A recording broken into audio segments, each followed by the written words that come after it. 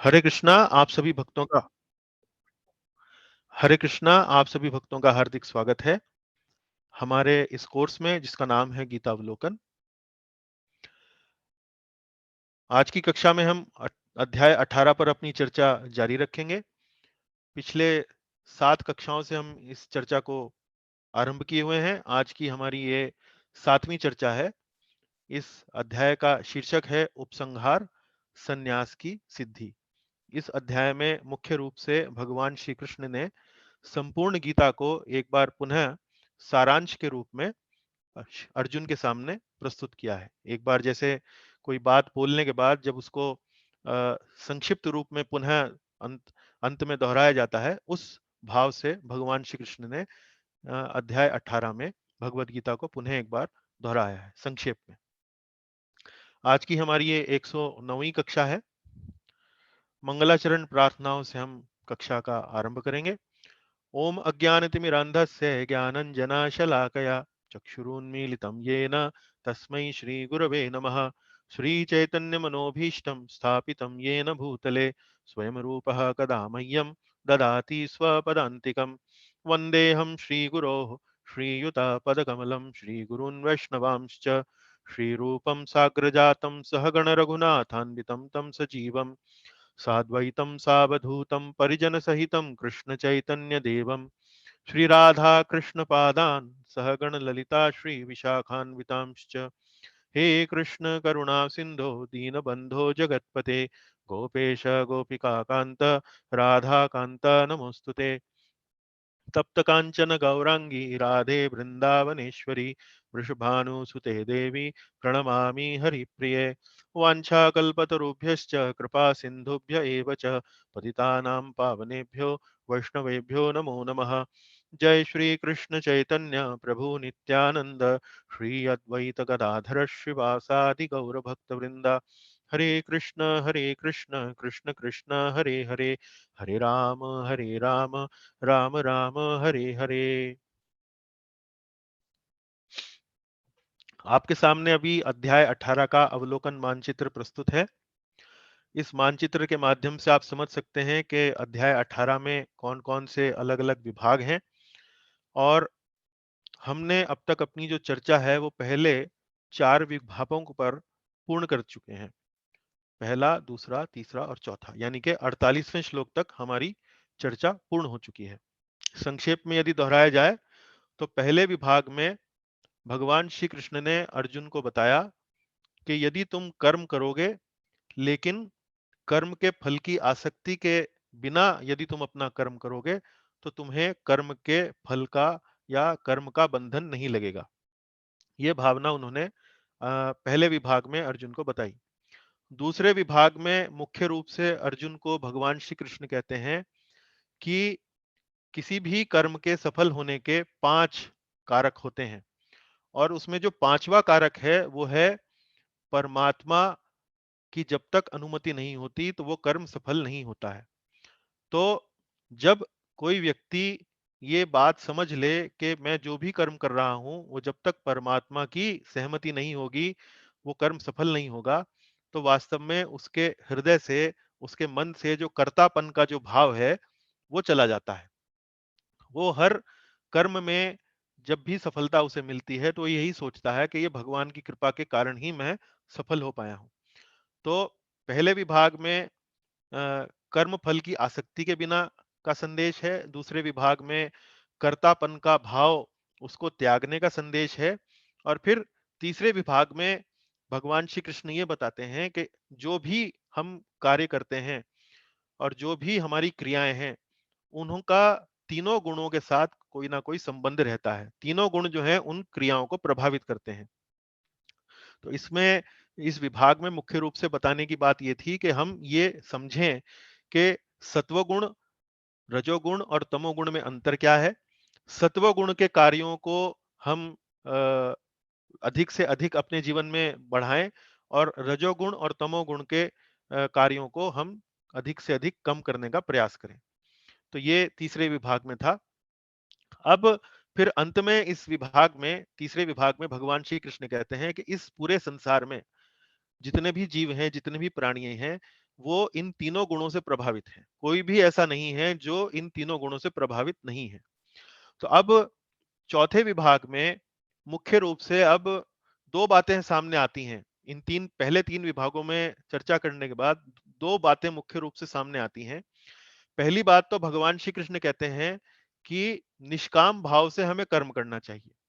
और फिर तीसरे विभाग में वो बता रहे हैं कि हमें रजोगुण और तमोगुण से बचकर रहना चाहिए, कि गुण हमें प्रभावित करते हैं। तो एक तरफ तो हम कर्तव्य की भावना से कर्म करें और दूसरी तरफ ये रजोगुण और ये जो तमोगुण हमारे जीवन में लगे रहते हैं, ये हमें कर्तव्य की भावना से जो हम कर्म करने का प्रयास करते हैं, उससे हमें पीछे खींचते रहते हैं, उसे हमें धकेलते रहते हैं। हमें कोई ना कोई प्रलोभन मिलता रहता है, मन कोई ना कोई प्रलोभन हमारे सामने प्रस्तुत करता है, तो हम अपने कर्तव्य के पथ से कई बार भटक जाते हैं। तो इसका एक समाधान बताने के लिए भगवान श्री कृष्ण ने चौथे विभाग में वर्णाश्रम की चर्चा आरंभ करी। वर्णाश्रम की चर्चा आरंभ करते समय भगवान श्री कृष्ण ये उपाय बता रहे हैं कि हमें अपने स्वभाव को त्यागना नहीं है। स्वभाव को त्यागने से मतलब जैसे हमने बताया कि कैसे कुछ लोग जो हैं वो सात्विक स्वभाव के होते हैं, कुछ लोग जो हैं सात्विक और राजसिक स्वभाव के होते हैं, कुछ लोग जो हैं राजसिक और तामसिक स्वभाव के होते हैं और कुछ लोग जो हैं वो तामसिक स्वभाव के होते हैं मुख्य रूप से। तो ये हमने बताया ब्राह्मण, क्षत्रिय, वैश्य और शूद्र। तो इन लोगों को अपने स्वभाव को त्यागना नहीं है। इन लोगों को अपने स्वभाव को पहचानना है और उस स्वभाव के अनुकूल उनको एक कर्म अपना करना है। तो जब वो अपने स्वभाव के अनुकूल कर्म करते हैं, तो वास्तव में कर्म भी अच्छे से होता है। दूसरा, समाज में एक व्यवस्था की भी स्थापना होती है। तो जैसे ब्राह्मण का कार्य है समाज को दिशा देना, क्षत्रिय का कार्य है समाज का संचालन करना, समाज में प्रशासन की व्यवस्था करना। वैश्य का काम है समाज में व्यापार, गोरक्षा, वाणिज्य इस प्रकार के कर्मों द्वारा समाज का समर्थन करना। और शूद्र का कार्य है कि भाई इन तीनों वर्णों को उनको सहायता देना। शूद्र जो है वो जो व्यक्ति है वो वास्तव में अ, अ, ज्ञान के स्तर पर इतना उन्नत नहीं होता है, तो उसके पास फिलहाल ना तो ब्राह्मण का कार्य करने की क्षमता होती है, ना वैश्य की, ना क्षत्रिय की। तो उसका जो कार्य ये है कि वो इन तीनों वर्णों को ही अपना एक समर्थन दे, उनकी सहायता करे, उनकी सेवा करे। तो ये शूद्र का कार्य हो गया। तो इस प्रकार से वर्ण आश्रम व्यवस्था से भगवान श्री कृष्ण कहते हैं कि जब व्यक्ति अपने कर्तव्य में लगता है, तो समाज में भी स्थायित्व की भावना आती है, स्टेबिलिटी आती है और व्यक्ति भी जो है वो संतुष्टि का अनुभव करता है। और ऐसी संतुष्टि की भावना के अंतर्गत जब वो अपना कर्म भगवान श्री कृष्ण को अर्पण करता है, जैसे कि भगवान श्री कृष्ण ने स्वकर्मणा तम अभ्यर्चा करके उन्होंने पिछले अध्याय में उन्होंने चर्चा करी। तो वास्तव में उससे वो व्यक्ति जो है भगवान की ओर अग्रसर होता है, भगवान की ओर वो अपना जो कदम है, वो अपनी जो जो उसकी प्रगति है उसको बढ़ाने लगता है। तो इस प्रकार से हमने अपनी चर्चा जो है मुख्य रूप से यहाँ वर्ण आश्रम में कैसे लगकर भक्ति की ओर वो व्यक्ति बढ़ सकता है, इस बात पर हमने यहाँ 48वें श्लोक तक अपनी चर्चा पूरी कर ली थी। मैंने आपको चौथे विभाग का जो थोड़ा-सा यहाँ संक्षेप में मैंने आपको वर्णन किया, उसमें लगभग पिछली कक्षा की हमने जो बातें हमने करी थी, वो भी लगभग मैंने इसके अंदर फिलहाल जोड़ लिए हैं। लेकिन एक बार फिर अ, अन्य भक्तों की सुविधा के लिए एक बार पुनः देख लेते हैं कि हमने पिछली कक्षा में क्या-क्या चर्चा करी। देखिए, बिंदुवार एक बार बताते हैं। ब्राह्मण, क्षत्रिय, वैश्यों और तथा शूद्रों के स्वभाव के अनुसार गुण होते हैं। फिर हमने ब्राह्मण के गुणों के बारे में चर्चा करी कि वो शांति प्रिय होते हैं, स्वभाव से क्षमा कर देने वाले होते हैं, इस प्रकार से। क्षत्रियों के गुणों की चर्चा करी, कैसे वो वीर होते हैं, कैसे उनमें नेतृत्व के गुण होते हैं इत्यादि। वैश्यों की कर्म की चर्चा करी, वैश्यों के कर्म होते हैं गोरक्षा, वाणिज्य, वित्तीय लेन-देन। शूद्रों के कर्म की हमने अभी थोड़ी देर पहले बताया कि अन्य तीनों वर्णों की वो सेवा करता है। फिर भगवान कहते हैं कि अपने-अपने गुणों का पालन करते हुए प्रत्येक व्यक्ति सिद्ध हो सकता है। उसके बाद फिर भगवान कहते हैं कि मनुष्य अपने कर्म से भगवान की उपासना करते हुए पूर्णता प्राप्त कर सकता है। तो ये देखिए, अपने-अपने गुणों का पालन करते हुए ये तो कर्मयोग का हो गया, और फिर कर्मयोग से धीरे-धीरे भक्ति योग की जब बढ़ता है, बढ़ने की बात भगवान करते हैं, तो इस बारे में कहते हैं कि अपने कर्म से भगवान की उपासना करना। और फिर हमने इस बात को समझाया कि अपने कर्म से भगवान की उपासना करने का अर्थ वास्तव में क्या होता है? तो उसका अर्थ यहाँ पर देखिए 3 बिंदु हमने बताए थे कि कर्तव्य की भावना से प्रेरित होकर कोई कर्म किया जाए, दूसरा कर्म फल से आसक्त हुए बिना यदि कोई कर्म किया जाए, और मन में भावना क्या हो कि जो मैं ये कर्म कर रहा हूं या कर रही हूं वो भगवान की प्रसन्नता के लिए है, भगवान इससे प्रसन्न हो, इस भाव से मैं कर्म करना चाहता हूं। तो ये अ, अपने कर्म से भगवान की उपासना करने को अगर सरल शब्दों में समझाया जाए तो ये देखिए पांचवा बिंदु जो मैं बता रहा हूं ये उस प्रकार से है। फिर भगवान इस बात को समझाते हैं कि जैसे हर हर वर्ण में, ब्राह्मण क्षत्रिय वैश्य शूद्र में कोई ना कोई कर्म ऐसा होता है जो इतना सुविधाजनक नहीं होता है करने में। उदाहरण के तौर पर मैंने आपको बताया कि क्षत्रियों में उनका एक कर्म होता है समाज में सुरक्षा की व्यवस्था स्थापित करना, जैसे पुलिस हो गई या मिलिट्री हो गई। तो इस व्यवस्था की स्थापना करने के लिए कई बार क्षत्रियों को कोई ना किसी का वध करना पड़ता है, किसी के ऊपर हाथ उठाना पड़ता है, लड़ाई झगड़ा करना पड़ता है, ये इस प्रकार के कार्य करने पड़ते हैं। तो इस प्रकार के कार्य जो है करने में रुचिपूर्ण नहीं है, है? तो उसमें कहीं न कहीं कोई न कोई हर वर्ण में कोई न कोई ऐसा कार्य है जहाँ कोई न कोई कार्य जो है इतना आनंददायक नहीं लगता है सुनने में, करने में। तो भगवान कहते हैं कि अपने वृत्तिपरक कार्य यदि त्रुटिपूर्ण भी हो तो भी अन्यों के कार्यों से अच्छे होते हैं। तो ऐसा नहीं है कि यदि तुम क्षत्रिय हो और क्षत्रियों को होते हुए यदि तुम्हें समाज में सुरक्षा व्यवस्था स्थापना करने के लिए यदि कहीं किसी का वध करना पड़े तो तुम्हें अपने कर्तव्य से पीछे नहीं हटना चाहिए, है? बजाय इसके कि भाई तुम, अगर तुम्हें किसी का वध करना पड़े और तुम कहो कि भाई नहीं मैं तो वध नहीं कर सकता, और फिर उस समय तुम ब्राह्मण बन जाओ। ब्राह्मण बनने का मतलब ये ब्राह्मण का स्वभाव होता है क्षमा कर देने का। उसकी मान लीजिए ब्राह्मण की कोई निंदा करे, ब्राह्मण का कोई अगर अपमान करे, तो ब्राह्मण स्वभाव से क्षमा कर देने वाला होता है। क्षत्रिय का स्वभाव ऐसा नहीं होता। क्षत्रिय जो है वो दंड देता है कि भाई समाज की व्यवस्था तुमने खराब करी तो तुम्हें दंड मिलना चाहिए। तो अगर क्षत्रिय उस समय जब उसे दंड देने की बात आती है उस समय वो यदि वो ब्राह्मण का स्वभाव अपना ले तो वो ठीक नहीं है। तो यही बात भगवान कह रहे हैं कि अपने वृत्ति पर कार्य यदि त्रुटिपूर्ण भी हो तो भी अन्य के कार्यों से अच्छे हैं। और फिर प्रत्येक उद्योग किसी ना किसी दोष से आवृत होता है, वही बात आगे बढ़ा रहे हैं। और यहाँ अग्नि और धुएं की उपमा देते हैं कि जैसे अग्नि होती है, अग्नि में जब हम अग्नि जलाते हैं तो हम अग्नि क्यों जलाते हैं? क्योंकि हमें या तो उससे प्रकाश चाहिए या हमें उससे ऊष्मा चाहिए, ताप चाहिए, है? धुआं जो है वो तो आंख में लगता है, अगर नाक नासिका के मार्ग से चला जाए तो खांसी होती है। तो धुआं जो है कोई चाहता नहीं है, लेकिन जैसे अग्नि के साथ धुआं आता है, हमें धुआं जो है वो सहन करना पड़ता है। इसी प्रकार से प्रत्येक वर्ण के साथ जो कर्तव्य की जो व्याख्या हुई है, उसमें हर कर्तव्य जो है वो बहुत सुंदर हो सकता है, इतना सुरुचिपूर्ण ना हो।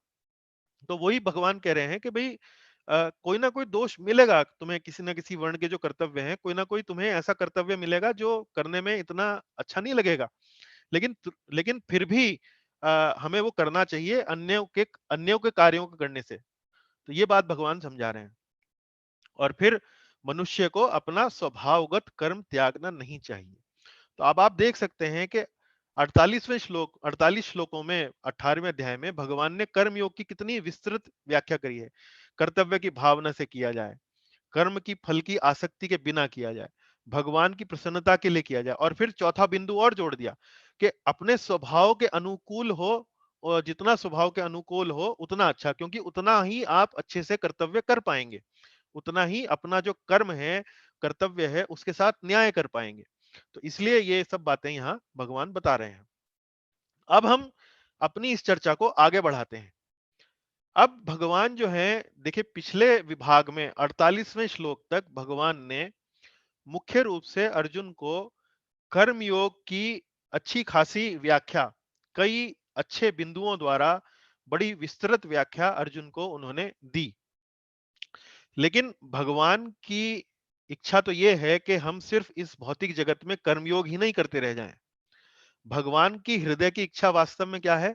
भगवान की हृदय की इच्छा तो वास्तव में ये है कि ये जो भौतिक जगत है, जो दुखालयम अशाश्वतम है, जीव यहाँ रहे नहीं, जीव वास्तव में आध्यात्मिक जगत में मेरे पास आए। तो अब उस चर्चा को वो आगे बढ़ा रहे हैं कि कैसे कर्म योग से हम आगे प्रगति करें और प्रगति करते करते हम भगवान तक पहुंचे, भगवान के धाम तक पहुंचे। तो अब उस चर्चा में अब वो भगवान कर्म योग से भक्ति योग तक ऊपर उठने की चर्चा कर रहे हैं। लेकिन कर्म योग से भक्ति योग किस तरह से ऊपर उठना है, पहले वो चर्चा करते हैं कर्म योग से ज्ञान योग और फिर ज्ञान योग से भक्ति योग तक ऊपर उठना। अभी जो हमने आपको एक जो श्लोक इसमें बताया कि स्वकर्मणा तम अभ्यर्चा, जिसमें भगवान कहते हैं कि अपने कर्मों द्वारा मेरी पूजा करो, मेरी उपासना करो। तो यहां वास्तव में भगवान क्या कह रहे हैं, कर्म योग करो, और कर्म योग करते करते यदि तुम वो कर्म योग जो है वो मेरी प्रसन्नता के लिए तुम करते हो, तो ये देखिए वास्तव में ये कर्म योग से जो साधक है वो भक्ति योग की ओर बढ़ रहा है, भक्ति योग की ओर जा रहा है। लेकिन भगवान श्री कृष्ण यहाँ पर 49वें श्लोक से लेके 55वें श्लोक तक, ये कितने श्लोक हो गए, 49, 50, 51, 52, 53, 54 और 55, 7 श्लोक हो गए।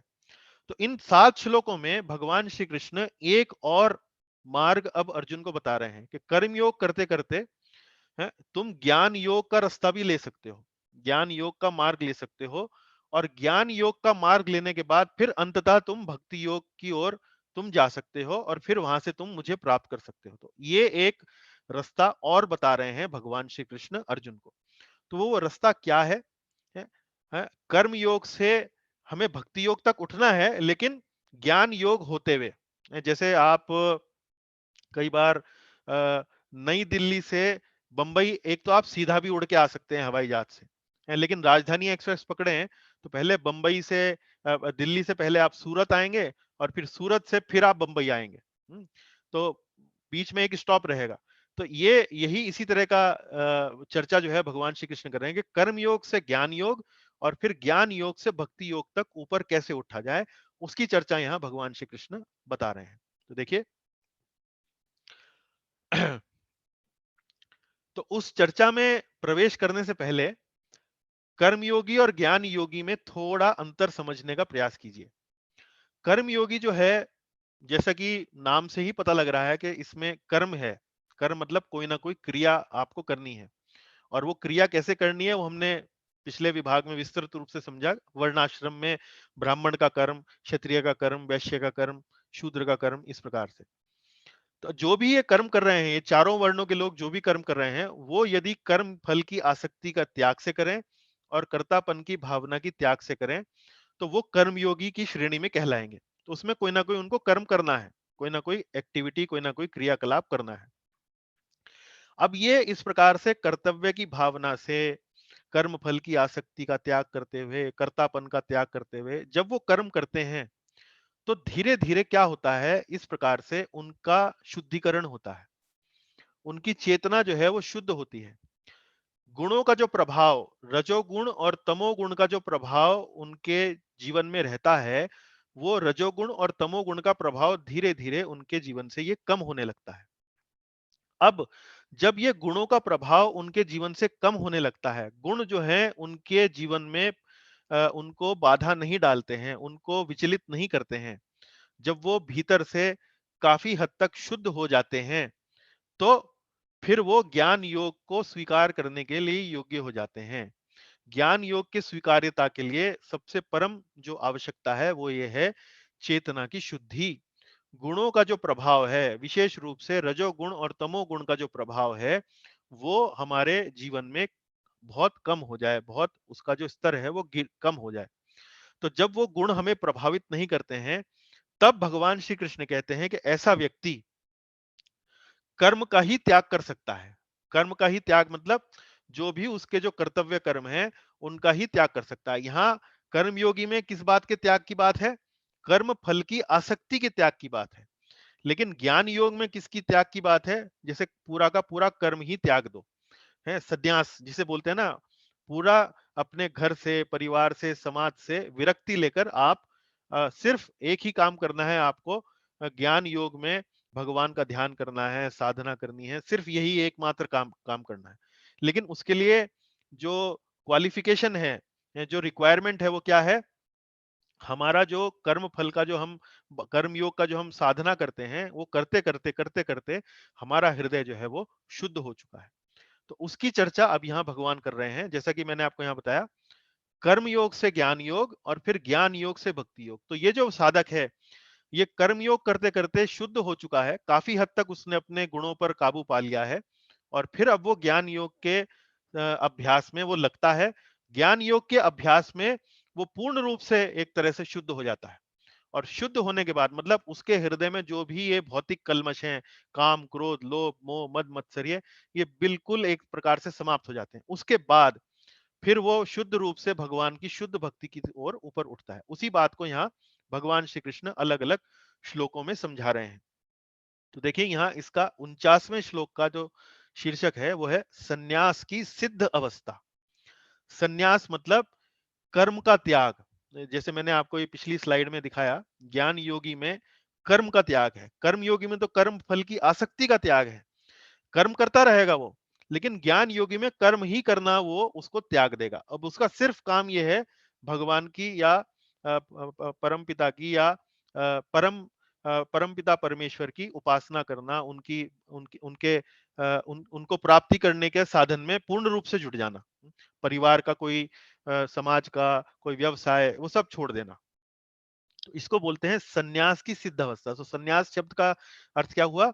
परिवार को छोड़ देना है, और आप ये समझिए कि अपना व्यवसाय छोड़ देना, और पूर्ण रूपेण है आप सिर्फ सिद्धि में, अपनी पूर्णता में लगाना समय को है।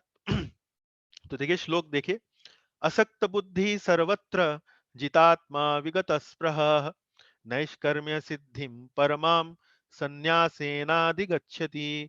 नैष्कर्म्य सिद्धिं परमां संन्यासेनाधिगच्छति। अब यहाँ श्री कृष्ण क्या कह रहे हैं? श्री कृष्ण कह रहे हैं असक्त बुद्धि परमा। असक्त, देखिए दो शब्द होते हैं, एक तो होता है आसक्त, आ से आम वाला आ, और असक्त। असक्त मतलब आसक्त तो होता है जिसमें कि आसक्ति होती है, जिसमें कि एक अटैचमेंट होता है। हेलो। हरे कृष्णा। हाँ माता जी, हरे कृष्णा। हरे कृष्णा।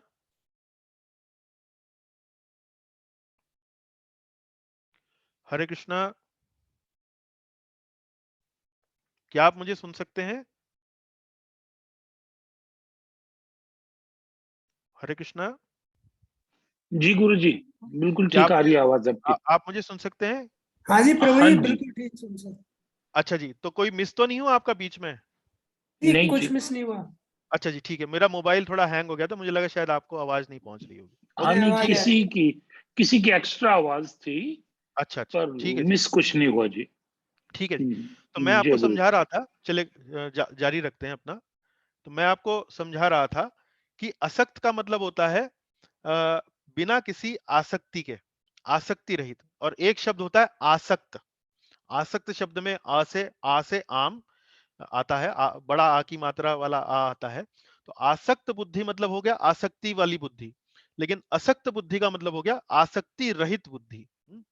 तो देखिए यहाँ अब वो उस व्यक्ति की चर्चा कर रहे हैं जिसने कर्मयोग करना आरंभ किया, और कर्मयोग करते करते उसने अपने हृदय की काफी शुद्धि कर कर चुका है वो। अब उसका वर्णन कर रहे हैं यहाँ पे।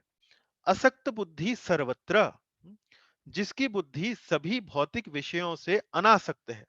तो ये जो कर्मयोगी है, जैसे ब्राह्मण है या क्षत्रिय है, वैश्य है, शूद्र है, इसने अपने कर्म करते करते, इसने कर्तव्य कर्म करते करते अपनी बुद्धि को वास्तव में भौतिक विषयों से अनासक्त कर लिया है, उतना शुद्ध हो चुका है। और फिर जितात्मा विगत स्पृह, जिसका मन नियंत्रित है। जितात्मा, जितात्मा मतलब जीतना जिसको बोलते हैं, मतलब उसने उस पर विजय प्राप्त कर ली। आत्मा शब्द का यहाँ अर्थ मन से है। तो जितात्मा जिसका मन नियंत्रित है। विगत स्पृह, विगत स्पृह मतलब जो भौतिक कामनाओं से रहित है।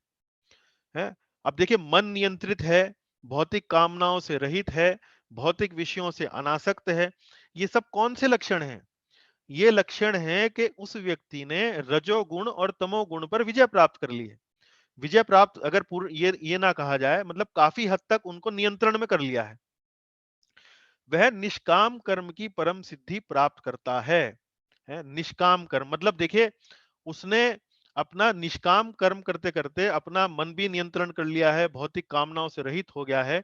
लेकिन उस निष्काम कर्म की अब वो परम सिद्धि कैसे प्राप्त करता है, उसके सबसे ऊंचे स्तर पर वो कैसे पहुंच सकता है? भगवान कहते हैं सन्यास के अभ्यास द्वारा। सन्यास के अभ्यास द्वारा का अर्थ क्या है? कि अब वो कर्म का ही त्याग कर सकता है। जैसे मैं एक बार पुनः दोहराऊंगा, जैसे मैंने आपको बताया, कर्म योगी किस चीज का त्याग करता है? कर्म फल की आसक्ति का त्याग करता है। कर्म करता रहता है लेकिन कर्म फल की आसक्ति का त्याग करता है। और ज्ञान योगी कर्म का ही त्याग कर देता है। तो उसी बात को यहां कह रहे हैं कि ऐसा व्यक्ति जिसने बुद्धि सभी भौतिक विषयों से, जिसकी बुद्धि अनासक्त है, जिसका मन नियंत्रित है, जिसने भौतिक कामनाओं को अपना छोड़ दिया है, वह निष्काम कर्म की ये परम सिद्धि कैसे प्राप्त कर सकता है? सन्यास के अभ्यास द्वारा। सन्यास मतलब अब उसे विरक्ति ले लेनी चाहिए, अब उसे अपने जो उसका जो कर्तव्य कर्म था, कर्मयोग के माध्यम से वो छोड़ सकता है। तो वही चीज देखिए यहाँ एक सीढ़ी के माध्यम से मैंने चित्र में आपको दिखाने का प्रयास किया है। कर्म योग में जो साधक है वो यहाँ पर है, इसी स्तर पर है। ये देखिए यहाँ पर ये जो छोटे-छोटे जो डब्बे दिखाए गए हैं, ये डब्बे जो हैं इनमें देखिए यहाँ पर काला रंग भरा गया है। और ये विकर्मी, विकर्मी मतलब जो पापी व्यक्ति है। तो पापी व्यक्ति की चेतना जो है वो बिल्कुल काली है। काली से मतलब ये है कि वो रजोगुण और तमोगुण से भरा हुआ है। धीरे-धीरे वो कर्मकांड के स्तर पर आता है, थोड़ी चेतना जो शुद्ध होती है, लेकिन फिर भी उसमें इंद्रिय तृप्ति की भावना रहती है। तो यहाँ फिर भी देखिए थोड़ा हल्का पड़ा है, ये जो काला रंग है थोड़ा हल्का पड़ा है। उसके बाद फिर और कर्मयोग में धीरे धीरे फिर चेतना और शुद्ध होने लगती है। और उस चेतना को और शुद्ध करने के लिए है, निष्काम कर्म की परम सिद्धि प्राप्त करने के लिए अब वो सन्यास का अभ्यास करता है। अब वो ज्ञान योग के अभ्यास के ऊपर पहुंच गया है, मतलब क्वालिफाई कर चुका है। कर्म योग का अभ्यास करते करते ज्ञान योग का अभ्यास के लिए अब वो क्वालिफाई कर चुका है। अब यहाँ देखिए, ज्ञान योग का अभ्यास करके उसकी चेतना जो है और परिष्कृत होगी, और साफ होगी, और शुद्ध बनेगी। तो यहाँ ज्ञान योग, अष्टांग योग आप मिला जुलाकर एक ही उसमें ले सकते हैं। ये जो पैकेज है ज्ञान योग अष्टांग योग का, ये एक ही आप उसको मान सकते हैं, है ना? तो अब ये सन्यास की सिद्ध अवस्था। तो अब भगवान कह रहे हैं कि कर्म योग से ज्ञान योग तक, कर्म योग से ज्ञान योग तक। अब देखिए, तो हमने आपको जैसे काफी चर्चा हमने करी आपकी इस संबंध में। कर्म के दो दोष होते हैं। जब हम कर्म कोई भी कर्म करते हैं तो दो दोष हमें लग सकते हैं। कोई भी कर्म करते करते यदि हम सफल हो जाएं तो मन में भावना आती है कि अरे मैं तो बहुत विद्वान व्यक्ति हूं, मैं तो बहुत ही गुणवान व्यक्ति हूं, और ये जो कर्म में जो मुझे सफलता मिली है ये तो वास्तव में मेरे कारण मिली है ना? इस तरह से वो व्यक्ति जो है वो कर्तापन का अभिमान इसको बोलते हैं। इसको क्या बोलते हैं? कर्तापन का अभिमान। दूसरा दोष क्या है? कर्म फल की आसक्ति से वो ग्रसित हो जाता है। तो कर्म योग मतलब वर्णाश्रम के अभ्यास के माध्यम से वह इन दोनों दोषों को दूर करता है। वो कैसे? वो दो तरीके से इन दोनों दोषों को दूर कर सकता है। एक तो कर्मयोग के अभ्यास से, उसमें जैसे मैंने आपको ये दो मार्ग बता रहा हूं, मैंने आपको बताया उसमें कर्म योग से ज्ञान योग से भक्ति योग, इसकी चर्चा अब हम कर रहे हैं इस विभाग में। और दूसरा विभाग जो इस विभाग के बाद आएगा वो है भगवान की संतुष्टि के लिए कर्म करना। वो आपको सीधा भक्ति की ओर ले जाएगा। तो जो ये सीढ़ी मैंने आपको दिखाई है वो कर्म योग से ज्ञान योग, अभी तो इस बात की चर्चा हो रही है, लेकिन इससे अगला विभाग मतलब 55वें श्लोक के बाद भगवान क्या बताएंगे?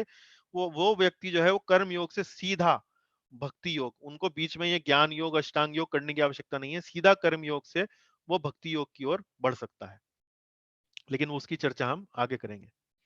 तो ये सब दोष दूर होने पर वे अपने कर्तव्य कर्मों का पूर्ण रूपेण त्याग कर सकता है और सीधा संन्यास ले सकता है। अब देखिए, पिछले श्लोक से अब हम आगे थोड़ा आगे बढ़ रहे हैं 50वें श्लोक में। ब्रह्म को कैसे प्राप्त किया जाए यह जानो। अब भगवान श्री कृष्ण भूमिका बना चुके हैं कि वो व्यक्ति जिसने कर्मयोग के अभ्यास से फलों से आसक्ति से वो रहित हो गया है और उसने पूर्ण रूप से वो अंतर्मन उसका शुद्ध हो चुका है, भौतिक जगत के जो प्रलोभन है उनसे वो उनके बहकावे में नहीं आता है। तो अब भगवान यहाँ पर भूमिका बनाते हुए कहते हैं कि उस ये इस स्तर पर आने के बाद ब्रह्म को कैसे प्राप्त किया जाए। ब्रह्म मतलब भगवान श्री कृष्ण का जो शरीर है, उससे जो तेज निकलता है, उसे ब्रह्म कहा जाता है। ब्रह्म को कैसे प्राप्त किया जाए। सिद्धिं प्राप्तो यथा ब्रह्म तथाप्नोति निबोध में समासेनैव कौन्तेय निष्ठा ज्ञानस्य या परा। है, अब वो भगवान श्री कृष्ण कह रहे हैं कि निष्काम कर्म की सिद्धि प्राप्त व्यक्ति, सिद्धिम प्राप्तो मतलब जिसने कर्म योग करते करते अपने आप को निष्काम कर्म के स्तर तक उसने अपने आप को ऊपर उठा लिया है, उसने अपने चित्त को इतना शुद्ध कर लिया है जो अब निष्काम कर्म के धरातल पर स्थित है। वह व्यक्ति ब्रह्म को जिस प्रकार प्राप्त करता है वह मुझसे सुनो। सिद्धिम प्राप्तो यथा ब्रह्म तथाप्नोति निबोध में, निबोध में मतलब जानो मुझसे। वो व्यक्ति जिसने निष्काम कर्म की सिद्धि प्राप्त कर ली है वह ब्रह्म को कैसे प्राप्त करता है वह मुझसे सुनो। कैसे। समासेनैव कौन्तेय मतलब संक्षिप्त में, थोड़े मैं बता रहा हूं, ज्यादा लंबा, ज्यादा शब्द नहीं लूंगा, ज्यादा श्लोक नहीं सुनाऊंगा। संक्षिप्त में हे कुंती पुत्र सुनो मेरे से। और ये जो सिद्धि की जो व्यवस्था मैं अब तुमको बताने वाला हूं, निष्ठा ज्ञानस्य या परा, निष्ठा ज्ञानस्य या परा मतलब ये वास्तव में ज्ञान योग की चरम अवस्था है। तो तो देखिए यहां पर देखिए, कर्म योग से करते करते वो शुद्ध हुआ, शुद्ध होने के बाद अब वो ज्ञान योग करेगा। ज्ञान योग करने के बाद जब वो शुद्ध हो जाएगा तो वो ब्रह्म की प्राप्ति करने के लिए, ब्रह्म की प्राप्ति करने के लिए वो अब एक तरीके से क्वालिफाई हो जाएगा। अब वो ब्रह्म की प्राप्ति कर सकता है। ब्रह्म की प्राप्ति का मतलब यह है भौतिक जगत में उसको रहने की आवश्यकता नहीं है, भौतिक जगत से निकलकर अब वो आध्यात्मिक जगत की ओर कूच कर सकता है, ब्रह्म की ओर जा सकता है। जो आध्यात्मिक जगत है उसके में, उसमें भी कई स्तर हैं। जो ब्रह्म स्तर है वो सबसे निचला स्तर है। उसके बाद कई ऐसे ग्रह हैं, कई ऐसे जगत हैं, लोक हैं जहां पर भगवान के साथ हम लोग अलग अलग तरीके से उनकी सेवा में लग सकते हैं। और जो सबसे ऊपर का लोक है वो है भगवान श्री कृष्ण का गोलोक वृंदावन। तो ये 50वें श्लोक में भगवान श्री कृष्ण कह रहे हैं ब्रह्म को कैसे प्राप्त किया जाए, मतलब आध्यात्मिक जगत में जो सबसे निचला स्तर जो है, जो भौतिक जगत से निकलने के बाद जो आध्यात्मिक जगत का जो सबसे निचला स्तर है, ब्रह्म को कैसे प्राप्त किया जाए उसकी चर्चा कर रहे हैं। और वो चरम अवस्था किसकी है, ज्ञान योग की जो चरम अवस्था है उस ब्रह्म को कैसे प्राप्त करता है कौन, जिसने कर्म योग में वास्तव में सिद्धि प्राप्त कर ली है, जो निष्काम कर्म में एकदम परफेक्ट हो चुका है, वो ब्रह्म को कैसे प्राप्त करता है, जो ज्ञान योग की चरम अवस्था है।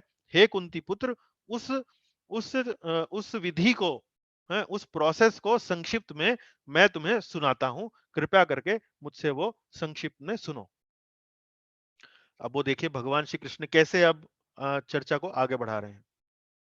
अब यहां पर 51, 52, 53 तीन श्लोकों में भगवान श्री कृष्ण ब्रह्म प्राप्ति की विधि, जैसा कि जो ज्ञान योगी होता है जिसने अपना सन्यास ले लिया है, सक्रिय सामाजिक जीवन से विरक्ति ले ली है, अब वो व्यक्ति कैसे, हाँ, अब वो व्यक्ति कैसे आगे ब्रह्म ब्रह्म की अवस्था में बढ़ रहा है, वो समझिए। बुद्धया विशुद्धया युक्तो धृत्यात्मानं नियम्य च शब्दादीन विषयांस त्यक्त्वा रागद्वेषो व्युदस्य च, शब्दादीन विषयांस त्यक्त्वा रागद्वेषो व्युदस्य च, बुद्धया विशुद्धया युक्तो। है, इस व्यक्ति की जो बुद्धि है, ये जो व्यक्ति है जो कर्मयोग का कर्मयोग तो परफेक्ट कर चुका है। अब कर्मयोग परफेक्ट करने के बाद अब वो ज्ञान योग से और अपने आप को और मतलब साफ करना चाह रहा है, अपना अंतःकरण और साफ करना चाह रहा है। सात्विक बुद्धि द्वारा विशुद्ध होकर, बुद्धया विशुद्धयो युक्तो। देखिए यहाँ बुद्धि के लिए शब्द क्या आया, सात्विक। बुद्धि के लिए क्या शब्द है, सात्विक। आपको ध्यान होगा हमने बुद्धि के विषय में अभी कुछ समय पहले हमने क्या पढ़ा, बुद्धि हम किसे कहते हैं, विवेक। विवेक मतलब सही और गलत का चुनाव। 18वें अध्याय में ही भगवान श्री कृष्ण ने बुद्धि किस प्रकार की बताई है, सात्विक बुद्धि, राजसिक बुद्धि और तामसिक बुद्धि। अब यहाँ भगवान श्री कृष्ण क्या कह रहे हैं कि इस योगी की, ये ज्ञान योगी की बुद्धि किस प्रकार की है? सात्विक बुद्धि है। तो सात्विक बुद्धि द्वारा शुद्ध होकर बुद्धया विशुद्धयो युक्तो धृत्यात्मानम नियम्य च, और धृत्या आत्मानम, आत्मानम मतलब यहाँ पर आत्मा जो वर्ड, वो जो शब्द आया है वो आया है मन के लिए। धैर्य पूर्वक, नियम्य, नियम्य मतलब उसने धैर्य से उसको नियंत्रण में कर लिया है, मन को नियंत्रण में कर लिया, मन अब भागता नहीं है, इधर उधर दौड़ता नहीं है।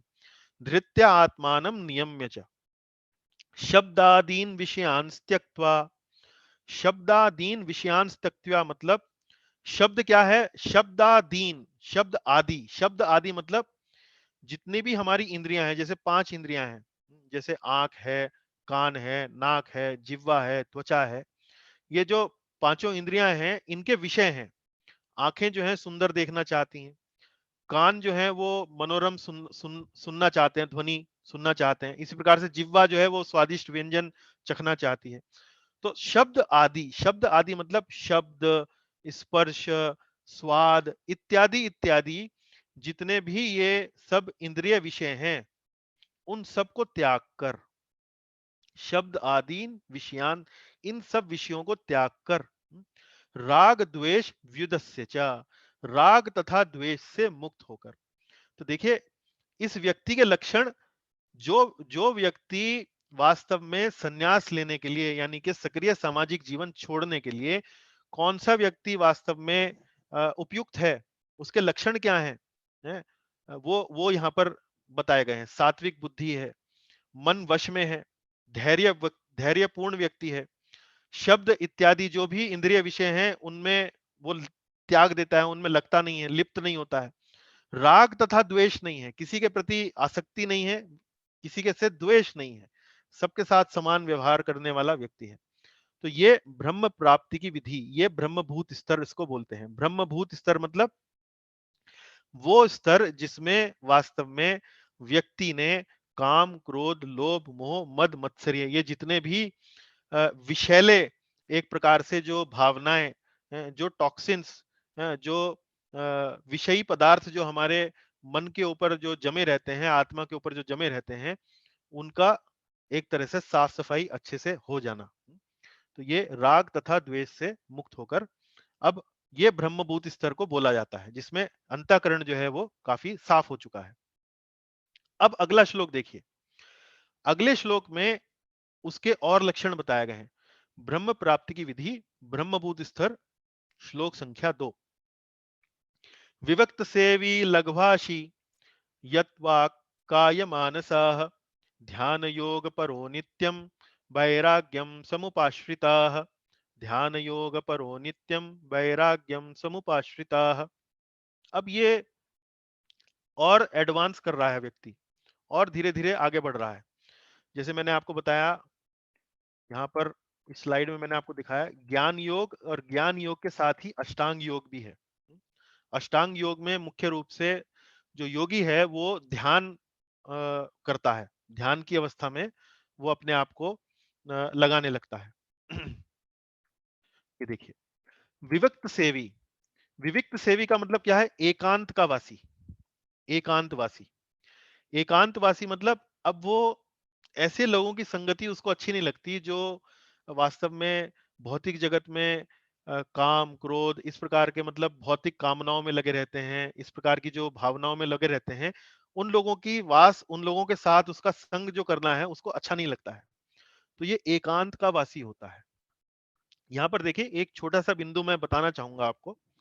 भक्ति योगी से ये ज्ञान योगी या ध्यान योगी में अगर यदि अंतर करना हो तो देखिए यहाँ पर समझने का प्रयास कीजिए। ज्ञान योगी और ध्यान योगी ये एकांत का वास करने का उनका लक्षण होता है, लेकिन भक्ति योगी का लक्षण क्या होता है? भक्ति योगी एकांत का वास दूसरे तरीके से करता है। भक्ति योगी एकांत का वास किस प्रकार से करता है? भक्तों का संग करके। अब आप कहेंगे कि भाई यदि भक्तों का संग है तो एकांत कहां से हुआ? मन में आपके ये भावना आएगी कि यदि कोई व्यक्ति 4-5 लोगों का संग में बैठा है तो एकांत कहां से हुआ? देखिए यही बात थोड़ी सा समझने वाली है। भक्तों का संग हम बोलते हैं ऐसे संग को जहां पर भगवत चर्चा मुख्य रूप से होती हो, या यूं कहिए कि 100% भगवत चर्चा ही वहां पर होती है। या तो सेवा कैसे करें, या भगवान का गुणगान कैसे करें, या भगवान के भक्तों की सेवा कैसे करें, यही जो चर्चा है वो वास्तव में सत्संग में, भक्तों के सत्संग में होती है। तो एकांतवास का भी उद्देश्य क्या है? एकांतवास का उद्देश्य भी, जो ज्ञान योगी या जो ध्यान योगी हैं, वो जो एकांतवास करते हैं, उसका उद्देश्य भी क्या है? भगवत प्राप्ति है। अंततोगत्वा भगवत प्राप्ति ही है। और जो भक्ति योगी जो कर रहा है, भगवत चर्चा जो कर रहा है, सेवा के बारे में जो चर्चा कर रहा है, उसका भी उद्देश्य यही है, भगवत प्राप्ति। तो भक्ति योगी की जो एकांत होता है, उसका अर्थ होता है भक्तों का संग। और ज्ञान योगी और ध्यान योगी का जो एकांत होता है, वो आप देख रहे हैं इस चित्र के अंदर, कैसे एक ध्यान योगी, एक ज्ञान योगी जो है वो वन में जाकर, एकांत एकांत स्थान में जाकर वास्तव में भगवान के ऊपर, परमात्मा के ऊपर वो अपना मन जो है वो केंद्रित करता है, अपना ध्यान जो है वो केंद्रित करता है। तो विविक्त सेवी, लघभाषी, लघभाषी मतलब ऐसा व्यक्ति जो है वो अल्प भोजन करने वाला होता है। तो यदि हम अपने आप को बहुत अधिक भोजन देंगे, तो हमारी इंद्रियाएं जो हैं वो बलवती होंगी, और इंद्रियां यदि बलवती होती हैं तो वो इधर उधर विषयों की तरफ भागती हैं। तो अल्प भोजन का मतलब ये नहीं है कि भोजन नहीं करता है, लेकिन कम मात्रा में भोजन करता है, जिससे कि उसका जीवन चलता रहे, लेकिन इंद्रियां जो हैं वो बलवती ना हो, वो शिथिल रहें, ताकि उनको इंद्रिय विषयों में लिप्त होने का उनको साहस ही ना हो। तो इसलिए अल्प भोजन करने वाला होता है। यत वाक काय मनसः, वाक मतलब वाणी, काया मतलब शरीर, और मानसः मतलब मन। वाणी शरीर मन को वश में रखता है। फिर ध्यान योग परो नित्यम, भगवान पर ध्यान में मग्न, भगवान पर ध्यान में मग्न। आप ये देख सकते हैं इस चित्र में, ये योगी जो है वो भगवान पर ध्यान में मग्न है। वैराग्यम समुपाश्रितः, और पूर्ण रूप से विरक्त, पूर्ण रूप से विरक्त। तो ये जो ध्यान योगी है, ये ऐसा नहीं है कि सिर्फ 15 मिनट ध्यान करता है दिन के अंदर, लंबा लंबा ध्यान लगाता है, दिन में 10 घंटा 15 घंटा, फिर बीच में ब्रेक लेगा, ब्रेक लेगा, थोड़ा बहुत भोजन प्राप्त करेगा, थोड़ा जल लेगा, उसके बाद पुनः ध्यान में लग जाएगा, पुनः अविरत, मतलब एकदम लंबा चौड़ा ध्यान। तो ये कोई बहुत सरल विधि नहीं है। ये वास्तव में यदि देखा जाए तो आज के समाज के हिसाब से, आज के मनुष्य की जो सोचने का जो तौर तरीका है, उसके हिसाब से बिल्कुल भी सरल विधि नहीं है। तो वैराग्यम समुपाश्रितः, पूर्णतया विरक्त। अगला देखिए, अगले श्लोक 53वां श्लोक, वही बात जो है वो चर्चा आगे बढ़ रही है ब्रह्मभूत स्तर पर। आगे और देखिए, अहंकारम बलम दर्पम, कामम क्रोधम परिग्रहम, विमुच्य निर्ममः शांतो ब्रह्म भूयाय कल्पते, विमुच्य निर्ममः शांतो ब्रह्म भूयाय कल्पते। अहंकारम बलम दर्पम, मिथ्या अहंकार, मिथ्या बल, मिथ्या गर्व। बलम मतलब यह है कि कई बार लोगों को यदि वो बलशाली होते हैं तो उन्हें बल का अहंकार हो जाता है कि मैं तो बहुत बलवान हूं। तो मिथ्या अहंकार, मिथ्या बल तथा मिथ्या गर्व है, ऐसा व्यक्ति इन सब चीजों से दूर होता है। कामम क्रोधम परिग्रहम, काम क्रोध और परिग्रह मतलब होता है भौतिक वस्तुओं का संग्रह करना। किसी के पास मतलब संग्रह मतलब यह है कि भाई धन का संग्रह कर लिया, वस्तुओं का संग्रह कर लिया, जमीन जायदाद का संग्रह कर लिया, बटोरते रहो, ये और ये और ये और, इस तरह से इसको संग्रह करने की वो भावना कहते हैं, जिसे कहते हैं इकट्ठा करते रहना है। काम क्रोध और भौतिक वस्तुओं के संग्रह से मुक्त, मिथ्या अहंकार से मुक्त, मिथ्या बल से मुक्त, मिथ्या गर्व से मुक्त, काम क्रोध भौतिक वस्तुओं के संग्रह से मुक्त। और ये सारी जो बातें हैं, मिथ्या अहंकार, मिथ्या बल, मिथ्या गर्व, ये वास्तव में कहां से आती हैं? रजोगुण और तमोगुण से। आप कनेक्ट कीजिए, आप जोड़ने का प्रयास कीजिए कि ये बातें वहीं से आ रही हैं, रजोगुण और तमोगुण से। तो यदि हमने रजोगुण और तमोगुण पर एक प्रकार से उनको नियंत्रण में कर लिया है, तो इसका मतलब यह है कि मिथ्या अहंकार, मिथ्या बल, मिथ्या गर्व और काम क्रोध और संग्रह की भावना से हम मुक्त हो चुके हैं।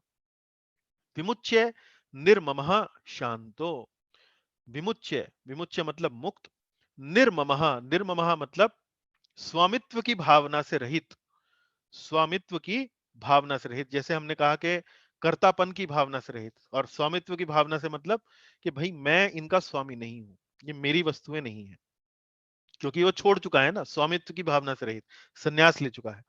और शांतो, शांतो, हम्म, ब्रह्म भूयाय कल्पते, तो ऐसा व्यक्ति जो है उसको क्या कह रहे हैं यहाँ पर भगवान श्री कृष्ण? शांतो।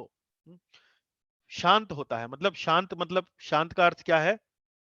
जैसे कि भगवत गीता के अध्याय 2 में जो 70वां श्लोक है, उसमें भगवान श्री कृष्ण एक श्लोक अर्जुन को बोलते हैं, आपूर्यमाणम अचलम प्रतिष्ठम समुद्रमापः प्रविशन्ति यद्वत् तद्वत् कामा यम प्रविशन्ति सर्वे स शांतिमाप्नोति न काम कामी। अर्थात जो मनुष्य इच्छाओं के अनवरत प्रवाह से विचलित नहीं होता, जिस प्रकार नदियों का जल निरंतर प्रवेश करता रहता है समुद्र में, लेकिन फिर भी समुद्र का स्तर जो है वो ऊपर नहीं उठता, है ना। तो भगवान श्री कृष्ण दूसरे अध्याय में एक दृष्टांत देते हुए ये बात समझा रहे हैं कि जैसे नदियां समुद्र में गिरती रहती हैं लेकिन समुद्र का स्तर नहीं बढ़ता है, इसी प्रकार से जो व्यक्ति शांत होता है, जो ब्रह्म भूयाय मतलब ब्रह्म स्तर पर जो स्थित होता है, जिसके हृदय में गुण प्रभावित नहीं करते हैं, जिसने अपने हृदय में काम क्रोध लोभ मोह मद मत्सर्य इन दुर्भावनाओं से उसने मुक्ति प्राप्त कर ली है, ऐसा व्यक्ति जब इच्छाएं उसके हृदय में आती हैं तो वो इच्छाओं को सुनता तो है, वो उसके हृदय में प्रवेश तो करती हैं, लेकिन उनसे वो विचलित नहीं होता है। वैसे ही जैसे नदियां समुद्र में गिरती हैं लेकिन समुद्र का स्तर नहीं बढ़ता है, ऐसे ही ये व्यक्ति, इच्छाएं उसके हृदय में आती हैं, मन में आती हैं, लेकिन वो विचलित नहीं होता है। ऐसा शांत व्यक्ति, ऐसा व्यक्ति ब्रह्म को प्राप्त कर सकता है, ऐसा व्यक्ति ब्रह्म को प्राप्त कर सकता है।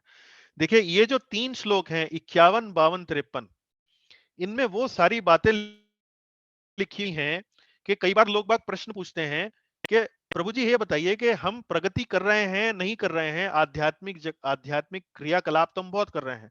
आपने बताया भगवान के नामों का जप करो, आपने बताया 4 नियमों का पालन करो, आपने बताया भक्तों का संग करो, आपने बताया सुबह उठकर भगवान के विग्रहों की सेवा करो, आपने बताया प्रसाद ग्रहण करो, अनेक अनेक बातें आपने बता दी, हम कर रहे हैं, हमें 2 साल हो गए, हमें 3 साल हो गए, लेकिन प्रभु जी ये बताइए कि हम प्रगति कर रहे हैं नहीं कर रहे हैं तो हम कैसे जाने? तो 51 52 53 श्लोकों में आपको प्रगति आप कर रहे हैं नहीं कर रहे हैं उनके मानदंड, उनका स्टैंडर्ड आपको यहाँ पढ़ने को मिल रहा है। यदि आपके हृदय में काम भावना कम हो रही है, यदि आपका क्रोध पहले जितना करते थे उससे कम हो रहा है, यदि भौतिक वस्तुओं के संग्रह करने का भाव जो पहले था और अब जो है वो कम हो रहा है, मिथ्या अहंकार कम हो रहा है, बल, आप बलशाली हैं, आप बहुत शक्तिशाली हैं, आप संसार पर विजय प्राप्त कर सकते हैं, इस भावना में यदि आपकी कमी आई है, इत्यादि इत्यादि जितने भी लक्षण बताए गए हैं, यदि इन लक्षणों को आप अपने जीवन में इनके आधार पर आप अपनी चेतना का मूल्यांकन करें, तो आप ये जान सकते हैं कि आप वास्तव में आध्यात्मिक जीवन में प्रगति कर रहे हैं या नहीं कर रहे हैं। तो ये 51 52 53 श्लोक इसलिए बड़े महत्वपूर्ण हैं, आप इनको देख सकते हैं। और ये श्लोक दूसरे बात भी कह रहे हैं कि ये जो कर्मयोगी है, अब कर्मयोगी जो ये ज्ञान योग की अवस्था में आकर इसने पूर्ण रूप से संन्यास ले लिया है, और संन्यास लेने के बाद इसने अपने जो क्रियाकलाप शुरू करे हैं, तो वास्तव में ये इस प्रकार के उसके अंदर लक्षण उत्पन्न होते हैं, और ऐसा व्यक्ति ब्रह्म को प्राप्त कर सकता है। ये बात यहाँ श्री कृष्ण अर्जुन को बता रहे हैं। चलिए आगे चलते हैं। अब 53वां श्लोक हमने देखा। 53वें श्लोक में ब्रह्मभूत अवस्था के बारे में बात है। ब्रह्म भूयाय कल्पते।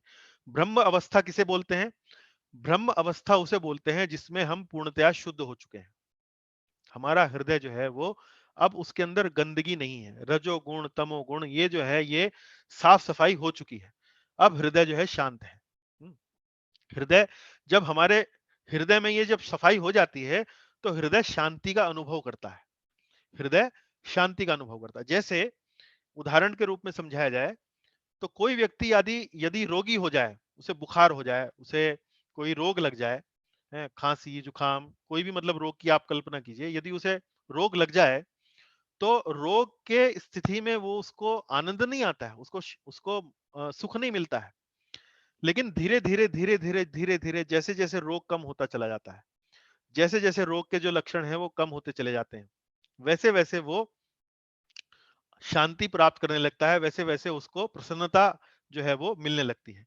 तो यही ब्रह्मभूत अवस्था को यहाँ बताया गया है कि वो व्यक्ति मुख्य रूप से हृदय से शुद्ध हो चुका है और वो लक्षण क्या है, उसका वो अनुभव कैसे होता है? वो अंदर से अपने आप को शांत अनुभव करता है, पीसफुल शांति। हुँ?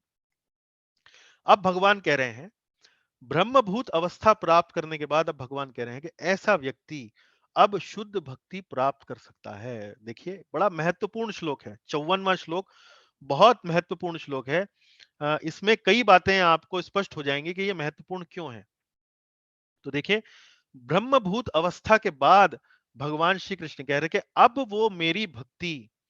अब वो मेरी शुद्ध भक्ति प्राप्त कर सकता है। देखिए श्लोक देखिए, ब्रह्मभूत अवस्था से भक्ति तक। तो देखिए, अभी तक हमने कर्मयोग के बारे में पढ़ा, कर्मयोग से फिर हमने धीरे-धीरे ज्ञान योग तक वो ऊपर उठा। वहां पर ब्रह्मभूत अवस्था प्राप्त करने के बाद अब भगवान कह रहे हैं कि अब वो भक्ति योग तक ऊपर उठ सकता है, अब वो भक्ति योग उसको करना चाहिए।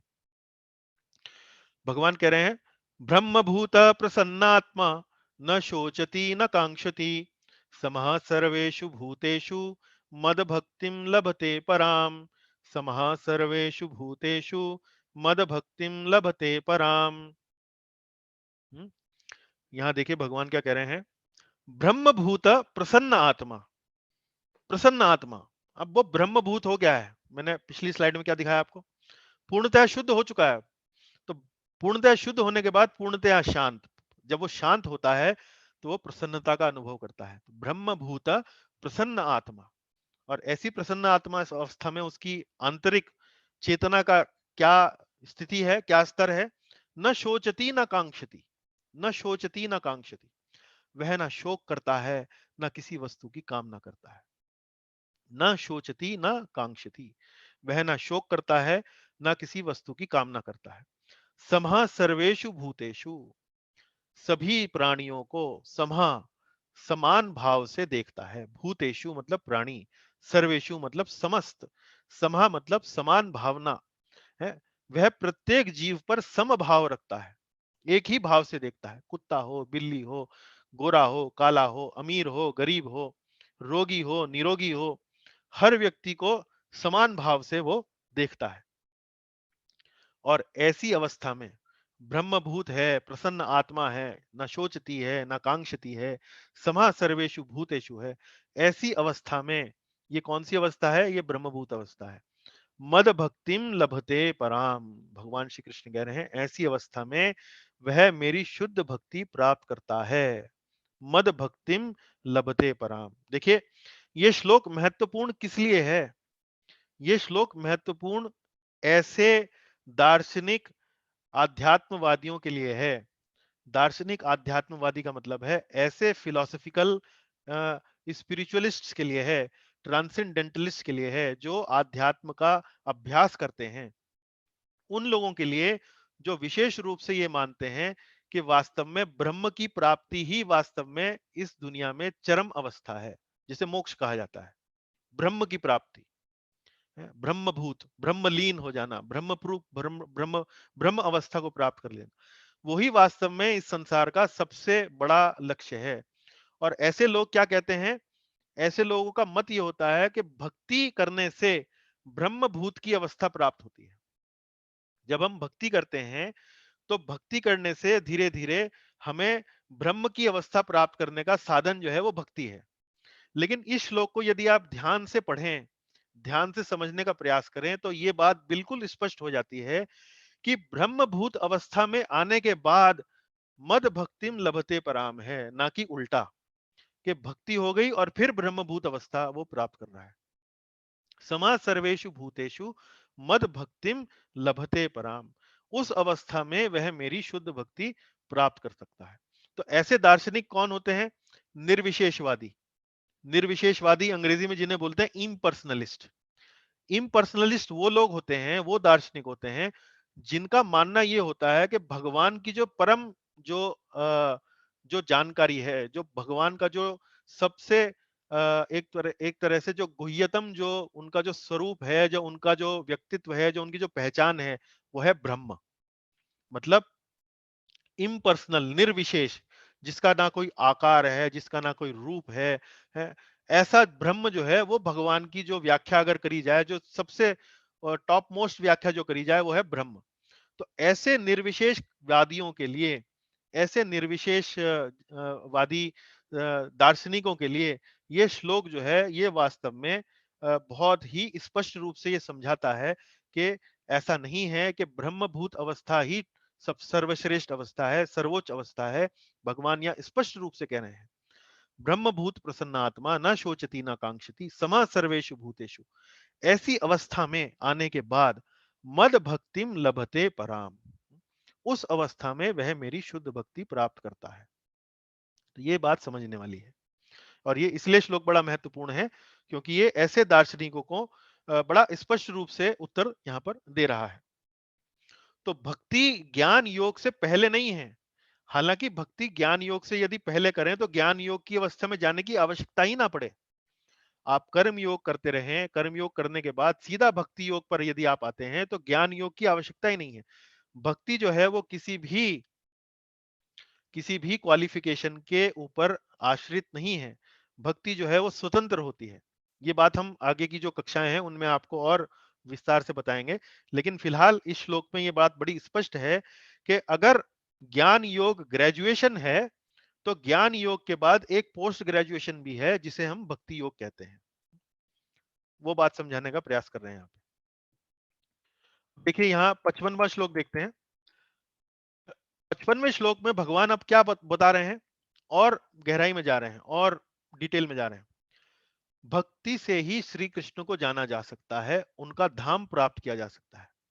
तो ज्ञान योग से आप ब्रह्मभूत अवस्था में आ सकते हैं, लेकिन भगवान का धाम आप केवल और केवल भक्ति से ही प्राप्त कर सकते हैं।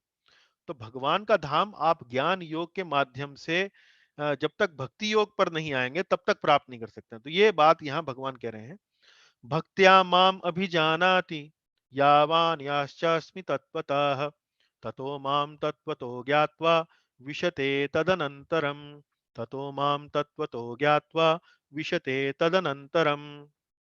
भक्त्या माम अभिजानाति, केवल भक्ति से, भक्त्या माम अभिजानाति, केवल भक्ति से। शुद्ध भक्ति से मुझको अभिजानाति, अभिजानाति मतलब जान सकता है। यावान यश चास्मि तत्वतः, यावान यश चास्मि, यावान यश चा अस्मि, अस्मि मतलब मुझे, तत्वतः, तत्वतः मतलब जैसा मैं वास्तव में हूं, जैसा मेरा वास्तविक स्वरूप है, तत्व से, जैसा कि यथारूप मतलब जैसा as it is, as it is तत्व रूप से, यथा रूप से, केवल भक्ति से, भक्त्या माम अभिजानाति यावान यश चास्मि तत्वतः ततो माम तत्वतो ज्ञात्वा। इस प्रकार जब कोई मुझे पूर्णतया जान लेता है, ततो माम तत्वतो ज्ञात्वा विशते तदनंतरम, तो वह आध्यात्मिक जगत में प्रवेश कर सकता है। विशते तद अनंतरम, विशते मतलब विशते का शब्द का अर्थ होता है प्रवेश करना। तदनंतरम, तदनंतरम मतलब तत्पश्चात। अच्छा, जो निर्विशेषवादी होते हैं वो विशते तदनंतरम का अर्थ क्या लगाते हैं? विशते तदनंतरम का वो अर्थ लगाते हैं कि वो ब्रह्म ज्योति में प्रवेश करता है, विशते तदनंतरम। लेकिन यहां पर स्पष्ट है, भक्त्या माम अभिजानाति, केवल भक्ति से कोई मुझे यथारूप जान सकता है, और जानने के बाद उसका परिणाम क्या है, वह आध्यात्मिक जगत में प्रवेश कर सकता है। अब यहां पर प्रभुपाद जी ने अपनी टीका में कई महत्वपूर्ण बिंदुओं पर प्रकाश डाला है, और कुछ 4-5 बिंदु यहाँ पर मैंने उनकी टीका से उठाए हैं। और जो भी बिंदु मैंने उनकी टीका से उठाए हैं वो विशेष रूप से इस बात को स्पष्ट रूप से समझाने के लिए हैं कि ये जो श्लोक हैं 54 और 55, इसमें ये बात बड़ी स्पष्ट है कि ज्ञान योग के बाद भक्ति योग करेंगे तब भगवान के धाम पहुंचेंगे, ना कि भक्ति योग के माध्यम से हम वास्तव में भगवान के भगवान की प्राप्ति करेंगे या भगवान के परम धाम पहुंचेंगे। तो देखिए, यदि कोई व्यक्ति भगवान को समझना चाहता है तो उसे शुद्ध भक्त के पथ प्रदर्शन में शुद्ध भक्ति ग्रहण करनी होती है, अन्यथा भगवान संबंधी सत्य उससे सदा छिपा रहेगा। देखिए, स्पष्ट शब्द पर ध्यान दीजिए, भगवान संबंधी सत्य। यदि भक्ति नहीं करेगा तो भगवान संबंधी सत्य नहीं जान पाएगा, ब्रह्म संबंधी सत्य जान पाएगा। ब्रह्म संबंधी सत्य क्या है? निर्विशेष निराकार ब्रह्म ज्योति, वो भी भगवान के तेज ही है। भगवान के शरीर से ही वो ब्रह्म ज्योति जो है, प्रकाश जो है वो निकलता है। और ब्रह्मभूत जो अवस्था प्राप्त कर चुका है वो व्यक्ति ब्रह्म में तदाकार हो सकता है, ब्रह्म की प्राप्ति कर सकता है। उसमें कोई गलती नहीं है। वो भी एक मार्ग है, वो भी एक स्तर है आध्यात्मिक प्रगति का। लेकिन उस स्तर से यदि ऊपर उठना है, भगवान संबंधी सत्य को यदि जानना है, तो भक्ति ग्रहण करनी ही होगी, उसके अलावा और कोई उपाय नहीं है।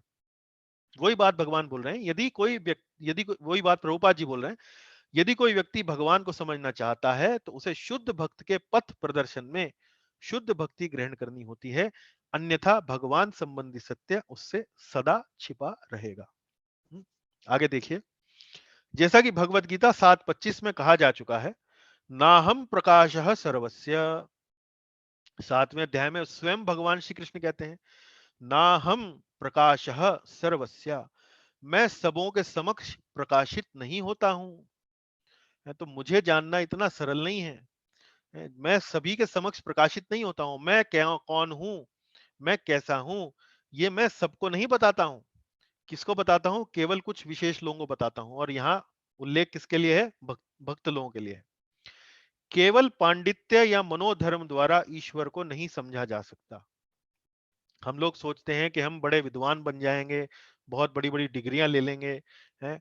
केवल पांडित्य या मनोधर्म, मनोधर्म मतलब अपनी किसी कपोल कल्पित धर्म द्वारा ईश्वर को नहीं समझा जा सकता। कि भाई मैं लेबोरेटरी में एक्सपेरिमेंट करूंगा, विज्ञान की किताबें पढ़ूंगा और वहां से जानने का प्रयास करूंगा कि ईश्वर कहाँ है। नहीं, ईश्वर ने खुद बता रखा है भगवत गीता के माध्यम से, अन्य ग्रंथों के माध्यम से खुद बता रखा है कि तुम मुझे कैसे समझ सकते हो। हमारा तो कार्य सिर्फ इतना है कि उनकी बातों को मानते हुए चलना उनके ऊपर, तो हम भगवान तक पहुंच सकते हैं। सरल है बहुत। कृष्ण को केवल वही समझ पाता है जो कृष्ण भावनामृत तथा भक्ति में तत्पर रहता है। इसमें विश्वविद्यालय की उपाधियां सहायक नहीं होती हैं। तो किसी ने पीएचडी कर रखी है, किसी ने एमए कर रखी है, बीए कर रखी है, उससे भक्ति का कोई लेना देना नहीं है। भक्ति का अपना अलग एक विद्यालय है, और वो है शुद्ध भक्त के पथ प्रदर्शन में भक्ति ग्रहण करें। और या उसका दूसरा अर्थ यह है कि जैसे प्रभुपाद जैसे जो शुद्ध भक्त हैं, उन्होंने अपनी पुस्तकों में बहुत विस्तृत व्याख्या कर रखी है कि क्या करना चाहिए, क्या नहीं करना चाहिए भगवत प्राप्ति के लिए। विश्वविद्यालयों की डिग्री, अपना पांडित्य, कोई अपना कपोल कल्पित धर्म, उसके द्वारा हम भगवान को प्राप्त नहीं कर सकते हैं।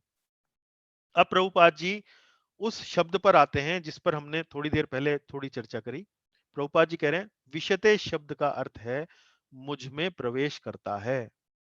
और यहां स्पष्टीकरण दे रहे हैं, भ्रमवश यह नहीं सोचना चाहिए कि यह शब्द अद्वैतवाद का पोषक है। अद्वैतवाद, अद्वैतवाद, निर्विशेषवाद, ये एक ही बातें हैं। अद्वैतवाद मतलब, द्वैत का मतलब होता है दो, अद्वैत का मतलब होता है एक। एक, दो और एक का मतलब क्या है? तो निर्विशेषवादी ये सोचता है कि मैं ब्रह्मलीन होकर ब्रह्म के साथ एक हो जाऊंगा, मैं ब्रह्मलीन होकर ब्रह्म के साथ एक हो जाऊंगा, उसे बोलते हैं अद्वैतवाद। और भक्ति में क्या होता है? भक्ति है द्वैतवाद। वो भगवान है, मैं दास हूं, है वो सेवक हैं, माफ कीजिए, वो स्वामी है, मैं सेवक हूं। तो ये द्वैतवाद है। तो ब्रह्मवश यह नहीं सोचना चाहिए कि यह शब्द अद्वैतवाद का पोषक है और मनुष्य निर्गुण ब्रह्म से एकाकार हो जाता है। ऐसा नहीं है। विशते का तात्पर्य है कि मनुष्य अपने व्यक्तित्व सहित भगवान के धाम में, अपने व्यक्तित्व सहित मतलब एक हो जाने का मतलब क्या है? मैं और भगवान एक हो गए, या यूं कहिए मैं भगवान बन गया, मैं भगवान जैसा ही हो गया, मैं भगवान ही बन गया। वो हो गया एक हो जाना। लेकिन यहाँ प्रभुपाद जी स्पष्टीकरण दे रहे हैं कि मनुष्य अपने व्यक्तित्व सहित वो एक नहीं हुआ है, उसका व्यक्तित्व अभी भी है और वो भगवान के धाम में भगवान की संगति करने तथा उनकी सेवा करने के लिए प्रवेश कर सकता है। तो ये शब्द जो है विशते, इस शब्द का अर्थ है मुझ में प्रवेश करना। मुझ में प्रवेश करने का अर्थ ये नहीं है कि हम भगवान बन जाते हैं या भगवान के साथ एक हो जाते हैं। इसका अर्थ ये है कि हम भगवान के धाम में प्रवेश कर रहे हैं ताकि हम भगवान के धाम में उनकी सेवा कर सकें।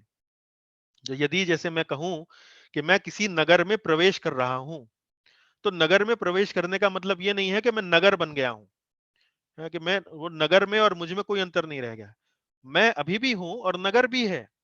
मैं नगर में विचरण कर रहा हूं तो मेरा अस्तित्व बना हुआ है और नगर का अस्तित्व भी बना हुआ है, दोनों अलग अलग हैं। ये हो गया द्वैतवाद। उसी बात को प्रभुपाद जी ने एक उदाहरण के रूप से समझाया है। एक हरा पक्षी यानी कि तोता, शुक, हरे वृक्ष में इसलिए प्रवेश नहीं करता कि वह वृक्ष से तदाकार हो जाए, अपितु वह वृक्ष के फलों का भोग करने के लिए प्रवेश करता है। तो मान लीजिए एक हरे रंग का वृक्ष है और हरे रंग का तोता यदि वृक्ष के ऊपर किसी डाल पर जाकर बैठ जाए, तो दूर से कोई व्यक्ति देखे तो उसे पता नहीं लगेगा, कि उसे लगेगा तोता जो है वो पेड़ में ही मिल गया है। तोता भी हरे रंग का, पेड़ भी हरे रंग का है। ब्रह्मभूत अवस्था में जो ब्रह्म है वो भी बिल्कुल शुद्ध है और ये जो भक्त है ये भी बिल्कुल शुद्ध है। तो शुद्ध भक्त शुद्ध अवस्था में मिल गया, ब्रह्म में मिल गया, तो कोई समझ सकता है कि एक हो गए? नहीं, एक नहीं हुए हैं। उसने अपना अपना व्यक्तिगत अस्तित्व नहीं खोया है। उसी को उदाहरण देकर समझा रहे हैं कि एक हरा पक्षी, ग्रीन कलर पैरेट, एक हरे वृक्ष मतलब ग्रीन कलर ट्री में प्रवेश नहीं करता, इसलिए प्रवेश नहीं करता कि वृक्ष से तदाकार हो जाए यानी कि लीन हो जाए, अपितु वह वृक्ष के फलों का भोग करने के लिए प्रवेश करता है। भाई तोता वहां वृक्ष में, तोता अभी भी बैठा हुआ है, कभी किसी डाली पे बैठा है, कभी किसी फल को चख रहा है, तो तोता एक नहीं हुआ है, फलों का भोग कर रहा है। अब निर्विशेषवादी जो हैं या अद्वैतवादी जो हैं, वो एक और उपमा देते हैं। जैसे ब्रह्म लीन हो जाना, ब्रह्म में एक हो जाना, वो एक और उपमा देते हैं। वो क्या देते हैं? जैसे कई नदियां आती हैं, नदियां जब आती हैं तो नदियां जो है समुद्र में जब गिर जाती हैं तो नदियां जो है समुद्र में लीन हो जाती हैं। अब ये अंतर करना मुश्किल है कि समुद्र कहाँ है और नदियां कहाँ है, वो एक हो जाना। अब ये देखिए, ये उपमाओं में उपमाओं का खेल है। अब इसी उपमा को दूसरे ढंग से भी समझा जा सकता है। दूसरा ढंग क्या है कि वो जो नदी आ रही है, उस नदी के साथ-साथ उस नदी के अंदर कई नदी के प्राणी भी आ रहे हैं, जल के प्राणी भी आ रहे हैं, मछलियां हैं, कछुआ है, मगरमच्छ है, इत्यादि इत्यादि कई उसके प्राणी भी आ रहे हैं। अब जब वो नदी जो है वो जब वो नदी के माध्यम से जो प्राणी आ रहे हैं और वो वास्तव में एक बहुत बड़े सागर के अंदर जब वो प्रवेश करते हैं, तो वो मछली भी बनी रहती है, कछुआ भी बना रहता है, अन्य जो उसके जो प्राणी हैं, मगरमच्छ है और कोई प्राणी है, जल का प्राणी है, वो अपना अस्तित्व नहीं खोते हैं।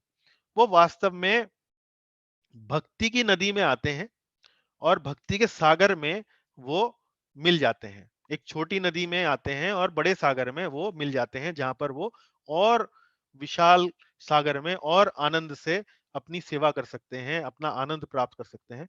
तो ये उपमा को अगर घुमा के दूसरे तरीके से प्रस्तुत किया जाए, जिसमें कि एक हो जाने पर बल ना दिया जाए, बल्कि मिलन पर बल दिया जाए कि वो एक नदी दूसरे सागर से मिल रही है, लेकिन वो जो प्राणी हैं, वो एक छोटी नदी से अब बड़े सागर में अब वो प्रवेश कर गए हैं।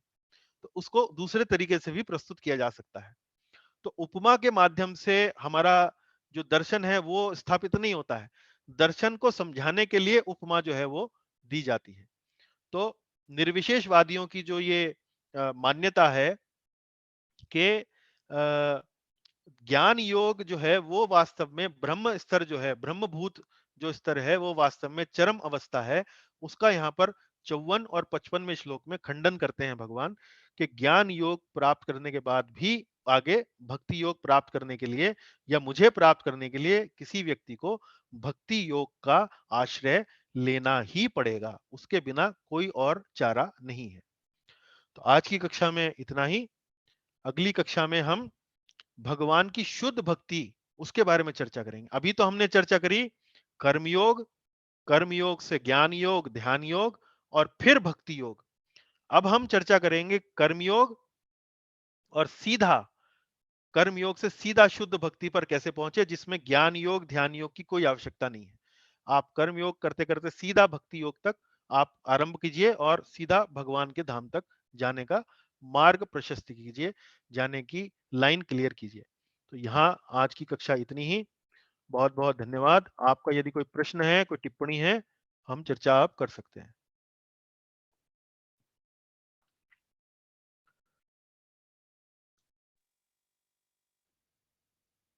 बताइए, कक्षा समझ में आ पाई?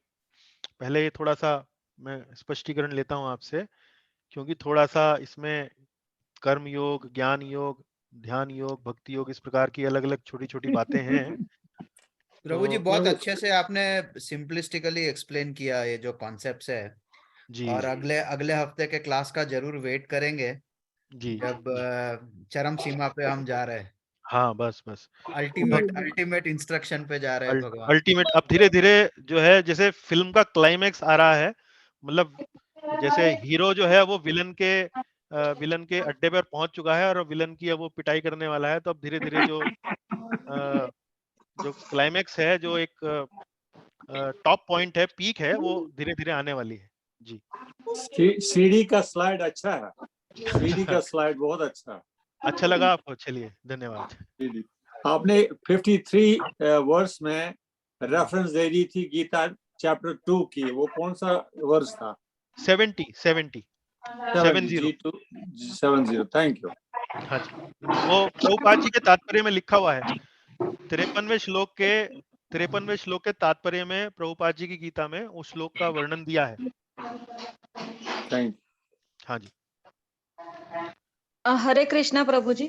हाँ प्रीति माता जी, बताइए। सर फिर नेक्स्ट क्लास से थोड़ा और स्लो जाएंगे। अच्छा जी, एकदम ठीक है। फास्ट नहीं। तो कुछ कठिनाई आपने अनुभव करी आज? मतलब नॉर्मल समझ में आया। क्षमा कीजिए, फिर बोलिए। हाँ नहीं सर, आज तो समझ में आ गया सब, लेकिन अभी आप नेक्स्ट क्लास से आप मेन टॉपिक पे आने वाले, तो थोड़ा और स्लो जाएंगे। बिल्कुल, आराम से, कोई जल्दी नहीं है।